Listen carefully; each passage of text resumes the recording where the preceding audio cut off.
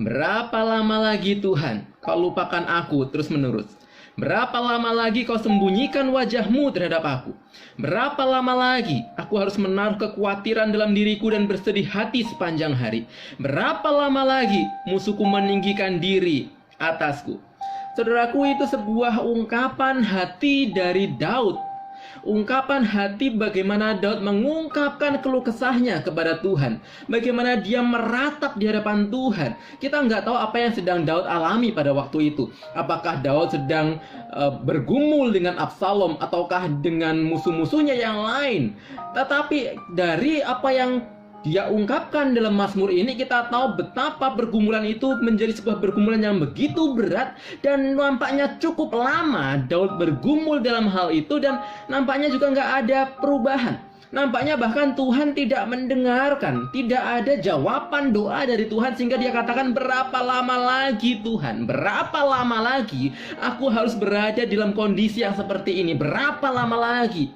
Bahkan Daud ungkapkan dengan sebuah ungkapan di ayat yang kedua, berapa lama lagi kau sembunyikan wajahmu terhadap aku?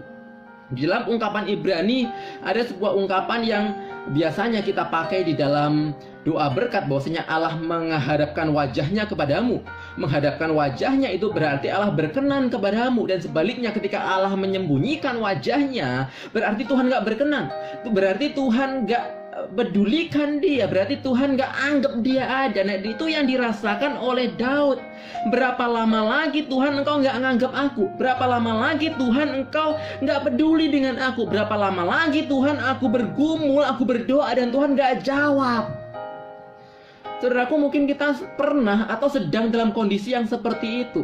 Apapun yang kita alami saat ini, entah kita bergumul di dalam pekerjaan kita, dalam kondisi pandemi yang tak kunjung usai dan bisnis kita semakin terpuruk, kita berdoa kepada Tuhan dan gak ada perubahan. Ataukah kita bergumul dalam sebuah relasi, ada orang-orang yang menusuk kita dari belakang, ada pergumulan keluarga kita, atau bahkan kita sedang bergumul dengan sakit penyakit tertentu, kita berdoa kepada Tuhan, kita percaya pada Tuhan, tapi gak ada perubahan, gak ada kesembuhan yang terjadi, dan kita mulai capek, kita mulai tidak tahan lagi, dan kita juga bergumul, berapa lama lagi Tuhan? Apakah kita juga sama seperti Daud, kita mengungkapkan keluh kesah kita kepada Tuhan, kita berani untuk menyatakan keluh kesah kita, kita ngomong sama Tuhan, kita meratap di hadapan Tuhan seperti Daud. Tapi nampaknya di zaman sekarang gak banyak orang yang mau terbuka untuk meratap bahkan kepada Tuhan. Orang sudah lagi tidak mau meratap karena semua orang ingin dianggap hebat. Padahal meratap adalah sebuah ungkapan hati dari umat yang sadar dia nggak kuat dengan beban yang begitu berat dan hanya bersandar kepada Tuhan yang berdaulat. Ada orang-orang yang nggak lagi mau meratap karena orang-orang ingin dinilai hebat. Ketika ada persoalan, mereka kemudian berusaha untuk dinilai tetap menjadi orang yang hebat. Aku bisa berpikir ini, aku bisa mencari jalan keluar ini, solusi A dan B dan segala macamnya, tanpa mau dinilai rendah. Ketika dia merasa nggak sanggup, give up. Semua orang ingin dinilai hebat, sehingga bahkan kepada Tuhan pun orang-orang yang juga memperlakukan hal yang serupa. Ketika berdoa, mereka berusaha untuk menjadi orang yang tough, menjadi orang yang kuat, dan tidak berani untuk meratap di depan Tuhan. Pernahkah kita sungguh-sungguh mengeluarkan keluh kesah kita, bahkan kita berdoa, kita menangis, berkeluh kesah di hadapan Tuhan? It's okay not to be okay. Gak apa-apa untuk kita berkeluh kesah ketika kita memang merasakan hal itu. Gak apa-apa untuk kita marah, gak apa-apa untuk kita kecewa, gak apa-apa untuk kita sedih, hancur, dan kita luapkan itu semua kepada Tuhan. Itulah kejujuran kita sebagai seorang umat yang tahu betapa kita itu nggak kuat dan kita hanya bersandar kepada tangan Allah yang berdaulat. Kejujuran hati tanpa kita menyembunyikan diri dengan topeng-topeng yang kita pakai. Kita berusaha untuk dinilai hebat padahal hancur di dalam hati kita. Bukan cuma meratap, tetapi ayat yang keempat, kemudian Daud melanjutkan, pandanglah kiranya, jawablah aku ya Tuhan Allahku, buatlah mataku bercahaya, supaya jangan aku tertidur dan mati. Pandanglah, jawablah, buatlah mataku bercahaya. Ada 3 kata kerja, pandanglah, jawablah, buatlah mataku bercahaya. di mana Daud mengungkapkan permohonannya yang sungguh-sungguh dia menggenggam tangan Tuhan, dia sungguh-sungguh memohon belas kasihan Tuhan. Kenapa Daud berani untuk memohon kepada Tuhan? Pandanglah, jawablah, buatlah mataku bercahaya. Karena di ayat yang keempat juga dikatakan tadi, pandanglah aku, jawablah aku ya Tuhan, Allahku. Daud di sana menyebut Tuhan dengan Allahku. Itulah kenapa dia berani untuk memohon. Itulah kenapa dia berani untuk meminta, pandanglah aku, jawablah aku Tuhan. Karena dia tahu siapa Tuhan. Tuhan itu Tuhan Allahku.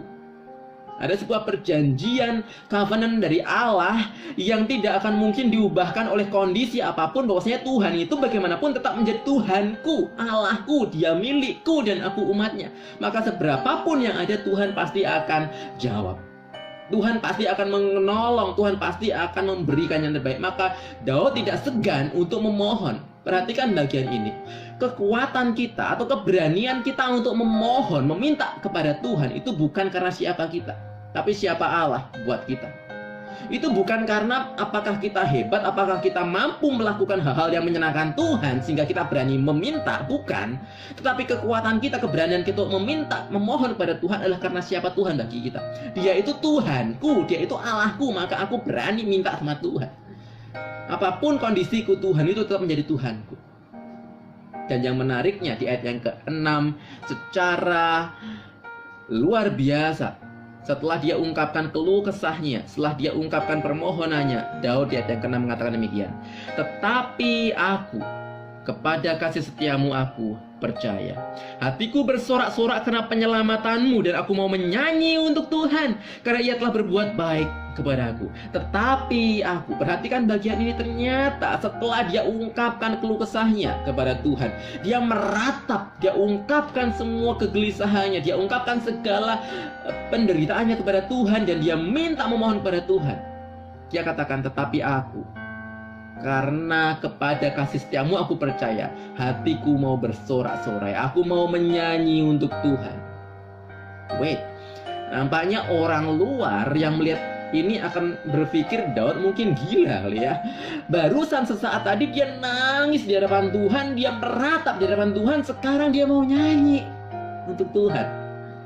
Banyak orang berpikir orang Kristen itu gila karena setelah mereka meratap, mereka belum punya jalan keluar. Perhatikan bagian ini, belum ada jalan keluar, belum ada solusi, belum ada jawaban apapun yang Daud terima. Langsung di ayat yang ke-6 ada sebuah perubahan hati. Aku mau menyanyi, aku mau bersorak-sorai kepada Tuhan. Apa yang terjadi di sana? Yang membuat Daud bersorak-sorai, menyanyi sekalipun belum ada solusi apapun, belum ada jalan keluar apapun, belum ada jawaban apapun dari Tuhan, adalah karena kepada kasih setiamu aku percaya. Kepada kasih setia Tuhan aku percaya. Kasih setia Tuhan, everlasting love dari Tuhan, bahwasanya Tuhan itu mengasihi kita itu nggak ada batasnya. Dulu, sekarang, dan sampai selamanya Tuhan penuh dengan kasih setia. Kita mengalami kasih itu dahulu, dan kita percaya kasih setia Tuhan itu gak akan pernah berakhir. Sehingga dengan kasih itu kita percaya kita akan punya pengharapan ke depannya. Pengharapan kita ada karena ada sebuah jaminan dari kasih setia, kesetiaan Tuhan. Apapun kondisi yang kita alami, sekalipun mungkin kita belum melihat jalan keluarnya, sekalipun mungkin kita belum melihat solusinya, sekalipun mungkin kita merasa Tuhan belum dengar doa kita, kondisi belum berubah apapun, kita masih bergumul, kita masih terpuruk, kita masih punya banyak problema yang belum terselesaikan. Tetapi dialah seperti Daud, kita nggak kehilangan sukacita kita, kita nggak kehilangan damai sejahtera kita, karena kita tahu kita punya Allah yang itu adalah Allah kita, dan Allah itu adalah Allah yang penuh dengan kasih setia. Kasih setia itu bukan seperti manusia yang bisa berubah, tapi kasih setia Tuhan itu seperti kasih yang nggak berkesudahan. Itulah kasih setia Tuhan. Dan kepada kasih setia Tuhan itu kita menggantungkan iman kita, kita menggantungkan pengharapan kita, kita punya jaminan yang nggak akan pernah bisa berubah oleh apapun. Saya berdoa bagi setiap kita supaya dalam kondisi apapun kita tetap melihat kepada kasih setia Tuhan, dan itu memberikan kita pengharapan yang baru hari demi hari. Mari kita berdoa. Tuhan, mungkin saat ini ketika kami berdoa kondisi kami belum berubah banyak. Bahkan kami berdoa hari demi hari, tetapi nampaknya Tuhan belum dengar karena tidak ada perubahan apapun. Kondisi kami masih bergumul, kami masih terpuruk, kami belum disembuhkan, kami belum dipulihkan. Tetapi biarlah dalam kondisi yang seperti itu pun seperti Daud, kami bisa bersuka cita, bersorak-sorai memuji Tuhan, karena kami percaya Engkaulah Allah kami. Kasih setiamu gak akan pernah berubah Tuhan. Dan biarlah kami mau mengungkapkan isi hati kami kepada Tuhan apapun itu, karena kami tahu Engkau Allah kami yang mendengar kami. Engkau Allah kami yang gak pernah jauh dari kami. Engkau Allah kami yang setia kepada kami. Terima kasih Tuhan telah menjadi Allah kami. Terima kasih sudah menunjukkan kasih setiamu bagi kami. Dalam namamu kami berdoa. Amin. Kiranya Tuhan menolong kita senantiasa.